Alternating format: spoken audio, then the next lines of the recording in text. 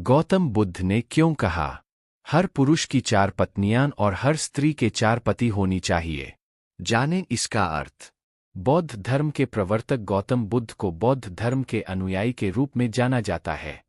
दुनिया भर में बुद्ध को मानने वाले लोग हैं। उनके विचार, ज्ञान व उपदेशों से जीवन को नई दिशा मिलती है। भगवान गौतम बुद्ध को विश्व के प्राचीनतम धर्मों में एक बौद्ध धर्म का प्रवर्तक माना गया है। उनके अनमोल विचारों से जीवन की दशा और दिशा बदल जाती और नई प्रेरणा मिलती है। लोग उनके उपदेशों और विचारों को ग्रहण कर उसका पालन करते हैं। लेकिन गौतम बुद्ध के कई विचारों में एक है 4 पति पत्नी होने से जुड़े विचार, जिसे जानकर आप चकित रह जाएंगे। गौतम बुद्ध के अनुसार हर पुरुष की 4 पत्नियां और हर स्त्री के 4 पति होने चाहिए। लेकिन आखिर उन्होंने ऐसा क्यों कहा और इसके पीछे का कारण क्या है? इसका जवाब आपको इस कहानी में मिलेगा।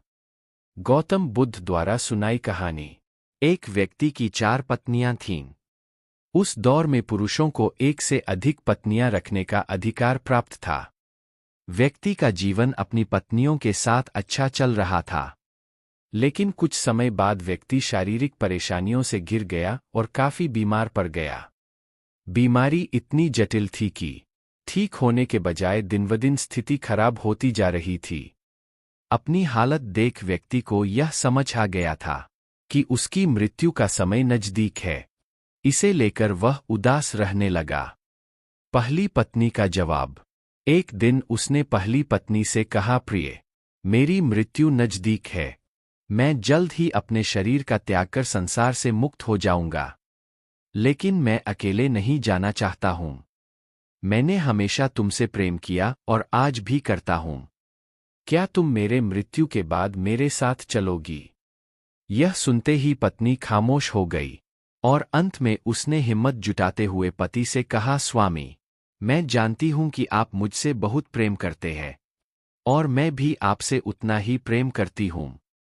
लेकिन आपकी मृत्यु के साथ हमारे अलग होने का भी समय आ गया। यह कहते हुए पहली पत्नी ने मृत्यु के बाद उसके साथ चलने से इनकार कर दिया। दूसरी पत्नी का जवाब। इसके बाद व्यक्ति अपनी दूसरी पत्नी के पास जाकर उससे भी यही प्रश्न पूछते हुए कहता है, क्या तुम मृत्यु के बाद मेरे साथ चलोगी? जवाब में दूसरी पत्नी कहती है, जब आपकी पहली पत्नी ने ही आपके साथ जाने से इनकार कर दिया, तो मैं आपके साथ कैसे जा सकती हूं? यह कहते हुए वह भी उसके पास से चली जाती है। तीसरी पत्नी का जवाब। व्यक्ति की मौत अब बेहद करीब रहती है और वह मृत्यु के बाद अकेले होने के कारण उदास मन से तीसरी पत्नी को बुलाकर भी यही प्रश्न करता है। तीसरी पत्नी भी मृत्यु के बाद उसके साथ जाने से इनकार कर देती है। चौथी पत्नी का जवाब। मृत्यु को और करीब पाकर अब व्यक्ति की सारी उम्मीदें खत्म हो चुकी होती है और अंत में वह अपनी चौथी पत्नी को बुलाता है और हिम्मत जुटाकर वही प्रश्न पूछता है जो उसने अपनी 3 पत्नियों से पूछे थे। व्यक्ति कहता है, मैं मरने के बाद जहां भी जाऊंगा, क्या तुम भी मेरे साथ वहां चलोगी? तब चौथी पत्नी कहती है, स्वामी, मैं आपके साथ जरूर चलूंगी।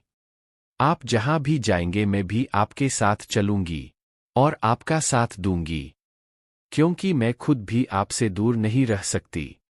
कहानी का सार और सीख। कहानी को सुनाते हुए गौतम बुद्ध अंत में कहते हैं, हर पुरुष और महिला के पास 4 पत्नियां और 4 पति जरूर होने चाहिए। यह इसलिए क्योंकि उसे भी चौथी बार में हाँ सुनने को मिले। हालांकि कहानी में बताए 4 पति और पत्नी का तात्पर्य यहाँ गौतम बुद्ध ने जीवन के पहलू को बताया है।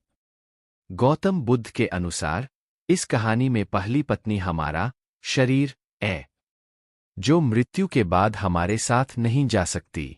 इसलिए मृत्यु के बाद शरीर को जला दिया जाता है या दफना दिया जाता है। दूसरी पत्नी है हमारा भाग्य है। मृत्यु के बाद हमारा भाग्य भी यही छूट जाता है और हम उसे साथ नहीं लेकर जा सकते हैं। तीसरी पत्नी का संबंध रिश्तों से है। मृत्यु के बाद रिश्ते नाते सभी यही छूट जाते हैं और हम चाहकर भी इसे अपने साथ नहीं लेकर जा सकते हैं। एल कहानी में चौथी पत्नी जो कि साथ जाने के लिए तैयार हो जाती है। इसका संबंध हमारे कर्म से है। कर्म ही एकमात्र ऐसी चीज है जो मृत्यु के बाद हमारे साथ जाती है। कर्म ही वह चीज है जिससे हमारे पाप पुण्य का लेखा जोखा होता है और मृत्यु के बाद हमारी आत्मा को स्वर्ग या नरक की प्राप्ति होती है। वीडियो अच्छा लगे तो चैनल को सब्सक्राइब जरूर करें।